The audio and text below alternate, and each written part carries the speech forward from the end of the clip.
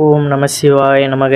தென்னாடுடைய சிவனே போற்றி, எந்நாட்டவருக்கும் இறைவா போற்றி. ஒவ்வொரு மனிதருக்குள்ளும் பார்த்திங்கன்னா நல்ல சக்தி மற்றும் கெட்ட சக்தி இரண்டுமே இருக்கும். அது அந்தந்த சூழ்நிலைக்கு ஏற்ப பார்த்திங்கன்னா வெளிப்படுவது உண்டு. எல்லா சமயங்களிலும் எல்லோராலும் பார்த்திங்கன்னா நல்லவராக இருந்துவிட முடியாது. உங்களுடைய சூழ்நிலை தான் உங்களை அந்த நேரத்தில் எப்படி செயல்பட வேண்டும் அப்படிங்கிறத தீர்மானிக்கிறது. ஆனால் இவற்றை கடந்து ஒரு சிலரிடம் பார்த்திங்கன்னா இந்த தெய்வ சக்தி அப்படிங்கிறது அதிகமாக இருக்கும். இப்படி தெய்வ சக்தி நிறைந்தவர்களுக்கு எந்த மாதிரியான அறிகுறிகள் தென்படும், நீங்கள் தெய்வ சக்தி உடையவரா என்பதை எப்படி தெரிந்து கொள்ளலாம் அப்படிங்கிற ஆன்மீகம் சார்ந்த பதிவை தான் நம்ம இன்றைக்கு பார்க்க போகிறோம். அதாவது இப்பேற்பட்ட அந்த தெய்வ ஆற்றல் அப்படிங்கிறது அதிகமாக இருப்பவர்கள் பார்த்திங்கன்னா இறைவனுக்கு சமமாகவே கருதப்படுகின்றனர். அதாவது எல்லா நேரங்கள்லையுமே அவர்களுக்குள்ளே இருக்கின்ற அந்த நேர்மறையான ஆற்றலை அந்த பக்கத்தில் உள்ள மனிதர்களாலே உணர முடியும். ரொம்ப ஒரு டிப்ரெஷனாக இருக்கிறாங்க, இல்லை ஒரு பொலிவிழந்து போய் இருக்கிறாங்க அப்படிங்கிற பட்சத்தில் அந்த நபர், அது ஒரு குறிப்பிட்ட அந்த நேர்மறை ஆற்றல் அதிகமாக இருக்கின்ற நபர் நம்ம அருகில் வரும்பொழுது கூட நமக்கு உடம்பு சிலிர்த்து போவது, இல்லை ஒரு மாதிரியான அந்த நேரத்தில் நம்மளுடைய மனமானது ஒரு நல்ல பரந்த நிலைக்கு போகின்ற வாய்ப்பு கூட நமக்கு வரும். அப்பேற்பட்டவர்கள் எப்படிப்பட்டவர்கள், இந்த அறிகுறிகள் உங்களுக்கு இருக்கிறதா அப்படிங்கிறத நீங்கள் கீழே கமெண்ட்டுங்க. நம்ம சேனலுக்கு புதுசாக வரவங்க நம்ம சிவன் கோயில் சேனலை சப்ஸ்கிரைப் பண்ணி வச்சுக்கோங்க. மறக்காமல் உங்களுடைய நண்பர்களுக்கும் இந்த பதிவானதை பகிர்ந்து கொள்ளுங்கள். முதல் விஷயம் அப்படின்னு பார்த்தீங்கன்னா, இந்த தெய்வ ஆற்றல் அப்படிங்கிறது மிகுதியாக உடையவர்கள் எப்பொழுதுமே தன்னைத்தானே பெருமைப்படுத்தி கொண்டு நான் இப்படி அப்படி அப்படிங்கிற மாதிரிலாம் அவர்கள் சொல்வது கிடையாது. அதாவது தற்புகழ்ச்சி அப்படிங்கிறது பிடிக்காதவர்கள். இளமையான தோற்றத்துடனும் நல்ல முகம் அம்சம் கொண்ட தெய்வீக கலையும் இயல்பாகவே அவர்களுடைய முகத்தில் இருக்கும். இன்றைய காலகட்டத்தில் பார்த்திங்கன்னா சின்ன ஒரு விஷயத்தை கூட ஒரு ரொம்ப பெரிய ஒரு கருத்து போல் கொண்டு போயிருந்தாங்க. அது ஒரு சின்ன விஷயமாக இருக்கும், அவர்களுக்கேற்ப அதை வைத்து நிறைய பேர் பார்த்திங்கன்னா நிறைய லாப முறையில் சம்பாதிக்க ஆரம்பிச்சிருந்தாங்க. ஆனால் உண்மையான அந்த இறையாற்றல் உடையவர்கள் பார்த்திங்கன்னா எந்த வகையிலையுமே நான் இப்படி அப்படி எனக்கு எல்லாம் தெரியும் அப்படிங்கிற மாதிரிலாம் சொல்ல மாட்டாங்க. அமைதியாக இறைவனை பற்றின அந்த சிந்தையில் மட்டும்தான் இருப்பாங்களே தவிர நாம் தான் அவர்களை தேடி செல்ல வேண்டியிருக்கும். அவர்கள் நான் அப்படி இப்படி அப்படின்னு யார்கிட்டையுமே சொல்ல மாட்டாங்க. இது பார்த்திங்கன்னா முதல் விஷயமாக இருக்கின்றது. அதே போல் பார்த்திங்கன்னா, அதாவது இப்போ வீட்டில் மரம் செடி கொடியெலாம் வளர்க்குறோம்.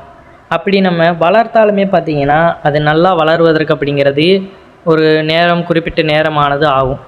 ஆனால் ஒரு சிலர்கள், அதாவது அந்த தெய்வாற்றல் மிகுதியாக இருப்பவர்கள் பார்த்திங்கன்னா இவ்வாறான காரியங்களை தொட்டு தொடங்கும் பொழுது அதில் ஒரு வெற்றியுமே அதில் ஒரு சீரும் சிறப்புமான செழிப்புமே ஏற்படும். இவ்வாறானவர்களை நம்ம என்ன அழைக்கிறோம், ராசியானவர்கள் அப்படின்னு அழைக்கிறோம். அவங்க பண்ணியாச்சாங்கன்னா எல்லாமே நல்லதாக நடக்கும், அவங்க கையால் எடுத்து கொடுங்க அப்படின்னு நம்ம எதனால் சொல்கிறோம்? அப்போ அவர்களிடத்தில் உள்ள அந்த சக்தியானதை நம்ம தெரிந்து கொள்கிறோம். ஆனால் அவர்கள் யாரிடமே இப்படி சொல்ல மாட்டாங்க, எனக்கு இப்படி இருக்குது நான் பண்ணுறேன் அப்படி இப்படின்னு. நாம் தான் அவர்களை அறிந்து அந்த ஆற்றலை உணர்ந்து நாம் தான் வெளிப்படுத்தும் வகையில் அவர்களை அழைக்கிறோம். அப்படி எதை தொட்டாலுமே பார்த்திங்கன்னா அவர்களை வைத்து ஆரம்பிக்கும் பொழுது, அது சிறு குழந்தையாக இருக்கட்டும், இல்லை பெரிய வளர்ந்த பெண்மணியாக இருக்கட்டும், யாராக இருந்தாலுமே அவர்களை தொட்டு அந்த காரியங்கள் எதுவாக இருந்தாலுமே நல்லபடியாக முடியும் பொழுது அவர்கள் ராசியானவர்கள் அப்படிங்கிறத தவிர்த்து தெய்வ சக்தி கொண்டவர்கள் அப்படிங்கிறது தான் அர்த்தமாக கருதப்படுகிறது. ஏன்னா ராசியானவர்கள் அப்படிங்கிறது வேறு, அந்த இடத்துல அவர்களுக்கான அந்த இறையாற்றல் அப்படிங்கிறது அதிகமாக இருக்கிறது. அவர்களுடைய பழக்க வழக்கம், ஒழுக்கம் எல்லாமே அந்த வகையிலையும் பர்ஃபெக்டாக இருப்பாங்க அப்படிங்கிறது தான் முற்றிலுமான உண்மையான ஒரு கருத்தாக இருக்கின்றது. அந்த வகையில் எப்பொழுதுமே அவர்களுக்கு அந்த இறையாற்றலானது மிகுதியாக இருக்கும். ஏன்னா எல்லாருடைய மனிதர்களாலும் பார்த்திங்கன்னா ஏதோ ஒரு சில நேரங்களில் தவறுகளில் ஈடுபடுவாங்க. கெட்ட விஷயங்களை சிந்திப்பது, இல்லை தேவையில்லாத ஈடுபடுவது அப்படிங்கிறது எல்லா மனிதர்களுமே பார்த்திங்கன்னா ஏதோ ஒரு சூழ்நிலையில் ஈடுபட தான் செய்வார்கள். அதான் முன்பே கூறினது மாதிரி தான், சூழ்நிலைக்கு ஏற்ப பார்த்திங்கன்னா திடீர்னு மனிதர்கள் மாறுவது உண்டு தான். ஆனால் எந்த சூழ்நிலையும் பார்த்திங்கன்னா இறைவனிடத்தில் மாற்றத்தை உண்டு பண்ணாது. ஒரே நிலையான அந்த நிலையில் தான் இறைவன் எப்பொழுதுமே இருப்பார். அந்த வகையில் அதே அம்சத்தில் பிறந்த மனிதர்களை தான் நம்ம இப்போ பார்த்து கொண்டு இருக்கின்றோம். இவ்வாறான அறிகுறிகள் கொண்டவர்கள் பார்த்திங்கன்னா பூமியில் நம்ம அரிதாக பார்ப்பது உண்டு. ஏதோ வெளியிடங்களில் பார்ப்பதுனாலும் சரி, வீட்டுக்கு அருகில் எங்கே வேண்டுமானாலும் அவர்கள் இருப்பார்கள். ஆனால் அந்த அவர்களை உணர்வது அப்படிங்கிறது தான் நம்மிடம் உள்ள ஒரு பெரிய சவாலாக இருக்கும். இப்போ கடவுள் பார்த்திங்கன்னா, நம்ம கடவுளை ஏன் கும்பிடுறோம்? நமக்கென்று விதிக்கப்பட்ட விதியாக இருந்தாலுமே இறைவனை நாடி செல்லும் பொழுது அந்த விதியை மாற்றி அமைப்பார் அப்படிங்கிறதான். அதே போல் தான் தெய்வீக சக்தி உடையவர்கள் பார்த்திங்கன்னா, அவர்கள் தொட்டு வைக்கின்ற அந்த விதைகளாக இருந்தாலும் சரி, அது எப்பேற்பட்ட விதையாக இருந்தாலுமே அது நன்கு விருட்சமாக வளர்ந்துவிடும். அதே தெய்வீக ஆற்றல் இல்லாதவர்களை நம்ம கைகளில் என்ன தான் நல்ல விதையாக பார்த்து நட்டு வைத்தாலுமே அதிலிருந்து ஒரு பலனையும் நீங்கள் அனுபவிக்க முடியாது. இதுதான் பார்த்தீங்கன்னா தெய்வீக சக்தி உள்ளவர்களுக்கும் அந்த சக்தி அற்றவர்களுக்கும் இருக்கும் மிக முக்கியமான ஒரு வித்தியாசமாக கருதப்படுகின்றது. அதே போல் பார்த்தீங்கன்னா, நீங்கள் ஒரு இடத்துல அமர்ந்து அமைதியாக தியானம் மேற்கொள்ளுங்கள். கண்களை இறுக்கமாக மூடிக்கொள்ளுங்கள். ஒரு 10 நிமிடம் பார்த்தீங்கன்னா அப்படியே காத்திருங்கள். உங்களுடைய கண்களில் தோன்றும் வெளிச்சமானது நல்ல வெண்மையான நிறத்தில் தோன்றினால் நீங்கள் தெய்வீக சக்தி உடையவராக ஆவீர். அல்லது பார்த்தீங்கன்னா அதற்கு பதிலாக வெளிச்சம் உடைந்து சிதறிய மஞ்சள் நிறத்தில் தோன்றினாலும் நீங்கள் தெய்வீக சக்தி உடையவர் என்பதை அறிந்து கொள்ளலாம். கரும்படைந்த நிறம் அல்லது இருட்டான அடர்ந்த நிறம் தெரிந்தால் உங்களுடைய தெய்வீக சக்தி அப்படிங்கிறது உங்களிடம் இல்லை என்பது அர்த்தமாக இதில் கருதப்படுகின்றது. ஏன்னா இதன் வைத்து கூட தியானத்தின் மூலமாக கூட நம்ம இறைவனை நம்ம உணர முடியும்.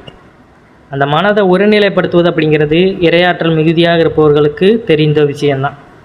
ஆனால் இறையாற்றல் அப்படிங்கிறது இல்லாதவர்களுக்கு பார்த்திங்கன்னா, கண்ணை மூடி நம்ம உட்காந்துருக்கோம், நமக்கு பல சிந்தனைகள் தான் நம்மிடம் வந்து போகும். அந்த கான்சென்ட்ரேட் இருக்காது, மனதை ஒருநிலைப்படுத்த தெரியாது. இப்படிப்பட்டவர்களுக்கு இறையாற்றல் அப்படிங்கிறது இல்லை அப்படிங்கிறது தான் அர்த்தம். மனதை ஒருநிலைப்படுத்தி தனக்குள்ளே இருக்கின்ற அந்த அந்த இறையாற்றலை உணர்பவர்களுக்கு அந்த வெண்மை நிறப்படலமோ அந்த மஞ்சள் நிறப்படலமோ அப்படிங்கிறது தெரியப்படும் அப்படிங்கிறதும் ஆன்மீகத்தில் குறிப்பிடப்பட்டுள்ளது. இவை மட்டுமல்ல, பார்த்திங்கன்னா ஒரு மனிதன் தான் தெய்வீக சக்தி உடையவர் என்பதை முழுமையாக மனமுருகி இறைவனை சரணடையும் பொழுது தனக்குத்தானே உணர்ந்து கொள்கிறான். இங்கே மனமுருகி வேண்டும் பொழுது பார்த்திங்கன்னா இறைவன் உங்களுடன் இருப்பதாக நீங்கள் உணர்ந்தால் நீங்கள் தெய்வ சக்தி உடையவர்கள் என்பதையும் தெய்வ அருள் உங்களிடம் இருக்கிறது என்பதையும் நம்ம அறிந்து கொள்ளலாம். தெய்வம் உங்களுடன் இல்லை என்பதை நீங்கள் உணர்ந்தால் தெய்வ சக்தி உங்களுக்கு இல்லை என்பது தான் அர்த்தம். அதாவது இறைவனை உணராமல் இறைவனை பற்றிய புரிதலே இல்லைன்னா நமக்கு கடைசி வரை இவ்வாறான மகிமை அப்படிங்கிறது கிடைக்கப் போவது கிடையாது. இறைவன் இல்லை அப்படிங்கிறத யாராலையுமே பார்த்திங்கன்னா வாயார வேண்பானால் கூறலாம், ஆனால் யாராலையுமே இவ்வளவு எளிதாக நிரூபிக்க முடியாது. பிறப்பு இறப்பு நடந்து கொண்டிருக்கும் வரை பார்த்திங்கன்னா இறைவன் அப்படிங்கிறவர் நம்ம இருக்கத்தான் செய்கிறார் அப்படிங்கிறதுல எந்த ஒரு மாற்று கருத்தும் கிடையாது. ஏன்னா ஒரு மனிதனான அந்த ஆத்மா இறந்து திரும்ப ஒரு உடலை அணுகி அந்த கர்மாக்களை போக்கி கொண்டு முழுவதுமாக இறைவனை சரணடையும் வரை அது அந்த பிறப்பு சுழற்சிக்குள்ளேயே தான் இருக்கும்.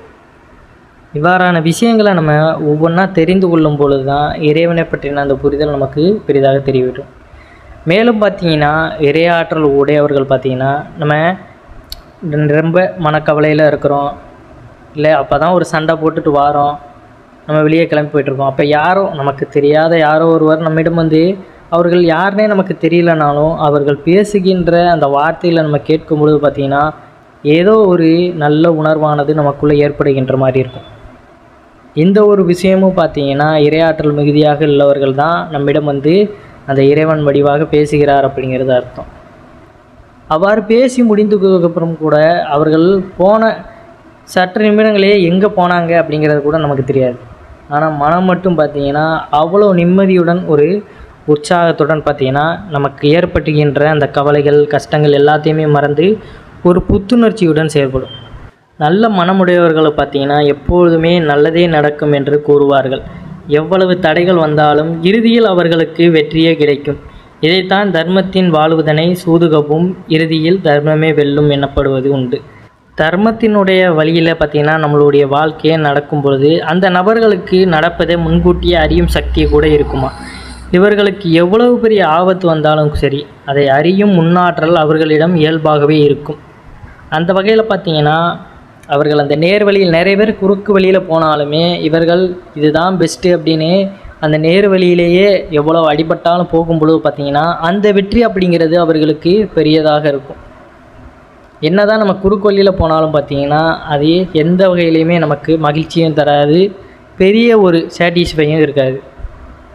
எவ்வளோ கஷ்டப்பட்டாலும் அந்த அடிமட்டத்திலேருந்து நம்ம மேலே வரும்பொழுது தான் நமக்கு அது மிகுதியான ஒரு சந்தோஷத்தை கொடுக்கும். அதுதான் பார்த்தீங்கன்னா இறைவனும் நம்மிடமிருந்து எதிர்பார்ப்பது. இறைவன் சோதிக்கிறார் அப்படிங்கிறதுக்காக பார்த்தீங்கன்னா அந்த சோதனை எல்லாமே நம்ம செய்கின்ற பாவங்களின் வடிவாக வருவது தான். இறைவன் சோதிக்காரு, வாட்டி வதைக்கிறாரு, அவன் கோபுரத்தில் இருக்கான், நான் இவ்வளோ தாழ்மையில் இருக்கேனே அப்படின்னு கஷ்டப்படுறவங்க எல்லாத்திற்குமே பார்த்தீங்கன்னா இதை உணர்ந்தாலே அந்த கஷ்டம்லாம் பெரிதாக தெரியாது. நம்மளும் ஒரு நாள் உயரத்திற்கு இறைவன் நினைத்தால் நம்மளுடைய கர்மவினைகள்லாம் குறைத்து கொண்டு செல்லத்தான் போகிறோம். அதற்கு என்ன பண்ணணும்? இனிமேலும் அந்த பாவங்களையும் வேறு எதையுமே சேர்க்காமல் வாழணும். இந்த உலகத்தில் பார்த்திங்கன்னா பல இறப்புகள் நடந்து கொண்டு தான் இருக்கின்றது. ஒவ்வொரு இறப்புக்கும் பார்த்திங்கன்னா ஒவ்வொரு வகையில் மனிதர்களே காரணமாகத்தான் இருக்கின்றனர்.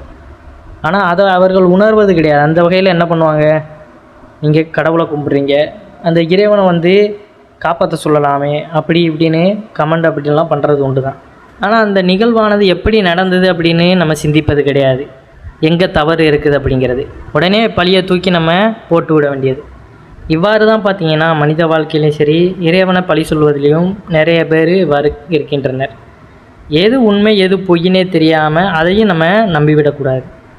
அதனால் பார்த்திங்கன்னா உலகத்தில் பலவாறான அதிசயங்களும் சரி, ஆச்சரியங்களும் சரி, நிறைய போலியான சம்பவங்களும் நடக்கத்தான் செய்யும். அதையெல்லாம் பார்த்திங்கன்னா நம்ம எது சரி தவறு என்று எல்லாத்தையுமே ஆராய்ந்து செயல்படணும். அதே போல் இந்த தெய்வசக்தி உடையவர்களுக்கு இவ்வாறான, அதாவது முன்கூட்டியே நம்ம ஒரு நிகழ்வானது நடக்குது, அந்த நடக்கிற நிகழ்வை நம்ம ஏற்கனவே எங்கேயோ கண்டிருக்கோம் அப்படிங்கிற மாதிரி அவர்களுக்கு அந்த தோன்றும். இதுவும் பார்த்திங்கன்னா இறையாற்றல் அப்படிங்கிறது உள்ளவர்களாகத்தான் இருக்கின்றனர். நம்ம கனவுல கூட நம்ம தூங்கும் பொழுது பார்த்திங்கன்னா நமக்கு எப்பொழுதோ நடக்கின்ற நிகழ்வு நம்ம கனவுல முன்கூட்டியே வருது போல் கூட நிறைய பேருக்கு இருக்கும். இப்படி உள்ளவர்கள் யாராவது இருந்தால் அவர்களும் கமெண்ட் பண்ணுங்கள். ஏன்னா பார்த்தீங்கன்னா நமக்கு கூட இவ்வாறு ஒரு நிகழ்வானது நடந்திருக்கு. அப்போ இறைவன் பார்த்திங்கன்னா பல வழிகளில் நமக்கு அந்த கஷ்டத்தை போக்கும் வகையிலையும் சரி, ஒரு ஆபத்து நடக்கும் பொழுதும் சரி, அதை இவ்வாறான வழிகளில் நமக்கு வந்து தடுக்கிறாரு அப்படிங்கிறதையும் நம்ம உணர்ந்து கொள்ளணும்.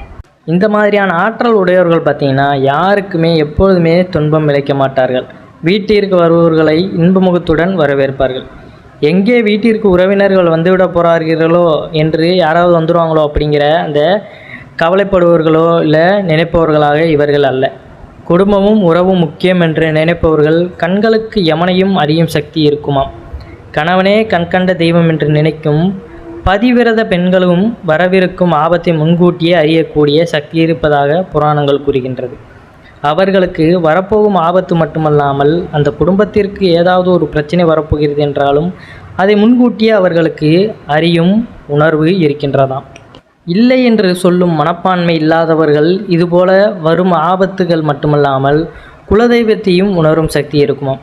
இரக்க சுபாவம் உள்ளவர்கள், நல்ல மனம் படைத்தவர்கள், பிறர் துன்பம் கண்டு கண்கலங்குபவர்கள், யாருக்கும் பார்த்திங்கன்னா துரோகம் செய்யாதவர்கள், தன் சுகங்களை தியாகம் செய்து இறைவனுக்காக தன்னை அர்ப்பணித்தவர்கள், சித்தர்கள், ஞானிகள், ரிஷிகள் போன்றவர்களுக்கு இது போன்ற ஒரு சக்தி நிச்சயம் இருக்கும். பல சமயங்களை அதை அவர்கள் உணர்ந்து கொள்ள முடியும். சில சமயங்களில் அது என்னவென்றே புரியாமல் இருக்கும். இது எல்லாமே பார்த்தீங்கன்னா இவ்வாறான அறிகுறிகள் உங்களுக்கும் இருக்கிறதா அப்படிங்கிறத நீங்கள் தெரிவிங்க. இவ்வாறு இருந்தது பார்த்தீங்கன்னா இறைவனுக்கு நம்ம மிகவும் நெருக்கமானவர்களாக கருதப்படுகிறோம். அதனால் பார்த்திங்கன்னா எப்பொழுதுமே இறைவனை பற்றின அந்த புரிதலை சிந்திப்பது அப்படிங்கிறத நம்ம நிறுத்தி விடக்கூடாது. மென்மேலும் பார்த்திங்கன்னா இதை நம்ம தொடர்ந்து கொண்டே போகும் பொழுது நமக்கு ஒரு விதமான முக்தியும் கிடைக்கிறது. நம்ம இறைவனிடத்தில் முழு சரணாகதியும் பெற்றுவிடுகிறோம். இவ்வாறான சக்திகள் பார்த்திங்கன்னா நாமளும் பெறணும் அப்படிங்கிற பட்சத்தில் பார்த்திங்கன்னா ஆசைகள் எல்லாம் துறந்து பொறாமை என்னும் குணத்தை அழித்து குடும்பத்திற்காகவும் மற்றவர்களுக்காகவும் அனைவருக்கும் பார்த்திங்கன்னா அந்த இரக்கத்திற்காக நம்ம வாழும் பொழுது இறைவனுக்காக நம்மளை அர்ப்பணிக்கும் பொழுதும் பார்த்திங்கன்னா நம்ம அந்த இறைவனாகவே மாறிவிடுகிறோம் அப்படிங்கிறது தான் நிதர்சனமான உண்மை. இந்த பதிவு உங்களுக்கு பிடிச்சிருந்ததுன்னா இந்த வீடியோவுக்கு ஒரு லைக் பண்ணிவிட்டு மறக்காமல் உங்களுடைய நண்பர்களுக்கும் இதை பகிர்ந்து கொள்ளுங்கள். அனைவரும் என்றும் இறையருள் பெற்று நலமுடன் வாழ வேண்டும். நன்றி, வணக்கம். ஓம் நம சிவாய நமக.